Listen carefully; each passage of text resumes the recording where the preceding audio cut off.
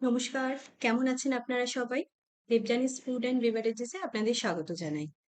আম পান্না হয়তো আমরা বাড়িতে অনেকেই বানিয়ে থাকি। কিন্তু কিভাবে আম পান্না শরবত বানিয়ে বটলে স্টোর করা যায়, আমি আজ সেটাই দেখাবো। আর বাইরে থেকে এলে চট করে একটুখানি এরকম আম পান্নার শরবত যদি কেউ বানিয়ে দেয়, তাহলে কিন্তু সত্যিই প্রাণটা জুড়িয়ে যায়। তাহলে চলুন চট করে দেখে নিই রেসিপিটা আমি কিভাবে বানাবো। আমি শরবতের জন্য এখানে ১ কেজি আম নিয়ে নিয়েছি। এগুলোকে আমি এরকম ছোট, ছোট পিস করে কেটে নিয়েছি। এটাকে আমি কুকারে ২ টো সিটি দিয়ে এটার একটা পাল্প তৈরি করে নিয়েছি। দেখুন এরকমভাবে এটার একদম মিহি করে সিটি দিয়ে নিয়েছি।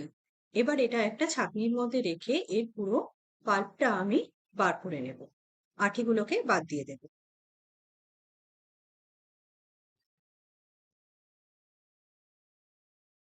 এটা এদিকে হতে, হতে আমি কয়েকটা কাজ এদিকে সেরে নিই।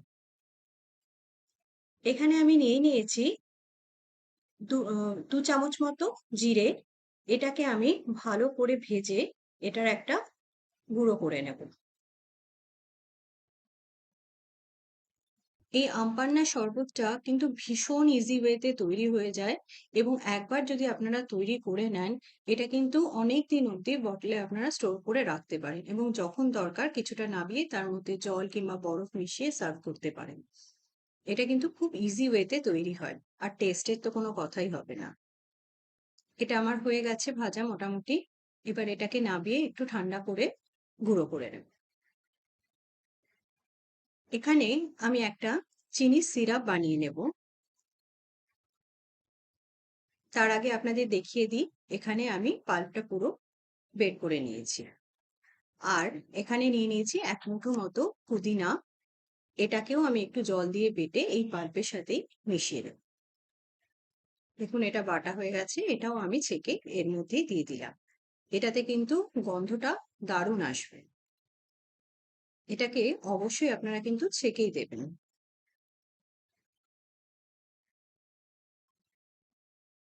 দেখুন এটা একদম রেডি এখানে। আর আমি ভাজা মশলাটাও করে নিয়েছি। এবার আমি এখানে দিয়ে দিচ্ছি ২ কাপ মতো চিনি। আপনারা অবশ্যই কিন্তু চিনিটা একটু দেখে দেবেন। আমি ২ কাপ দিয়েছি মানে ২ কাপই দেবেন না। যতটা মিষ্টি লাগবে আমের টক অনুযায়ী সেভাবে দেবেন। আর এখানে নিয়ে নিচ্ছি ৩ কাপ মতো জল। এটাকে আমি ভালো করে ফুটিয়ে নেব। এটাকে আমি ১ তার বা ২ তার এরকম কিছু করব না। জাস্ট চিনিটা একটু মেল্ট হওয়া অবধি অপেক্ষা করব।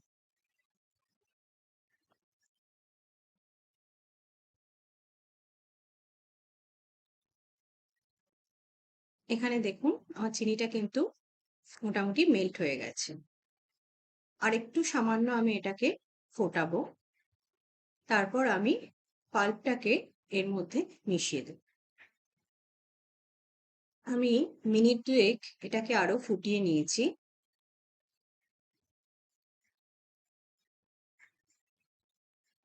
এবার এই পাল্পটাকে আমি এর মধ্যে ঢেলে দিচ্ছি।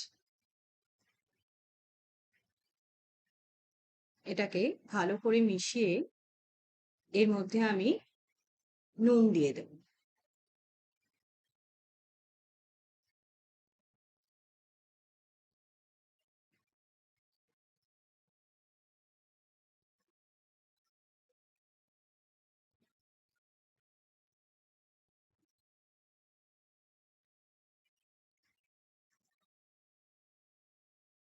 এখানে আমি আরেকটা কথাও বলে দিই। আপনারা কিন্তু এর মধ্যে যে আমের জলটা সেটা কিন্তু ফেলে দেবেন না। সেটাও কিন্তু এরই মধ্যে দিয়ে দেবেন। এখানে আমি প্লেন নুন একটু দিয়ে দিলাম। তার সাথে দিয়ে দিচ্ছি একটুখানি বিট নুন।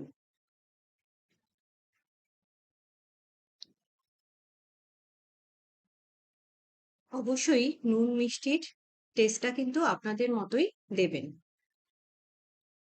এখানে আমি সামান্য একটু গ্রিন কালার দিচ্ছি।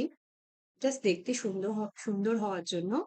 এটা কিন্তু সম্পূর্ণই অপশনাল। আপনাদের যে দিতেই হবে তার কোনো মানে নেই।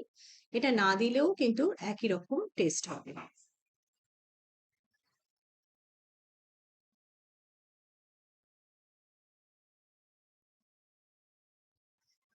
এটা কিন্তু আমার বেশ অনেকক্ষণ ধরেই ফুটে গেছে। এখানে দেখুন, এটা আমার একটা চিপচিপে টাইপের, যেমন মনে হচ্ছে আঠালো, সেরকম একটা লিকুইড তৈরি হয়েছে। এবার আমি এখানে দিয়ে দিলাম সামান্য একটু জিরের গুঁড়ো, যে জিরের গুঁড়োটা আমি করে রেখেছিলাম। ব্যাস, এটা কিন্তু আর বেশি ফোটানোর দরকার নেই। এবার এটাকে আমি নামিয়ে ঠান্ডা করে নেব।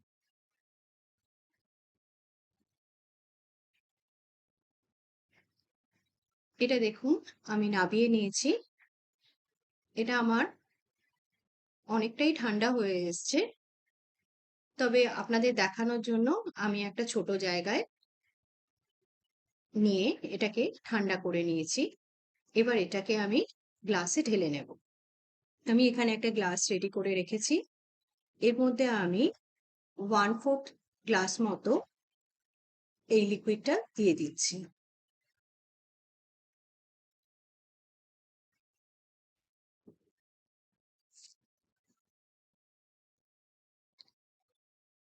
এখানে দিয়ে দেব কিছুটা পরিমাণ বরফ,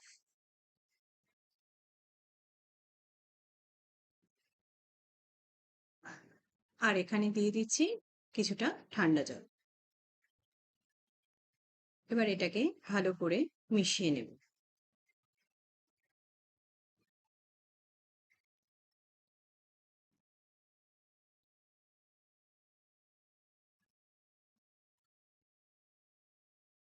এর ওপর আমি একটু সামান্য জিরের গুঁড়ো দিয়ে দিচ্ছি,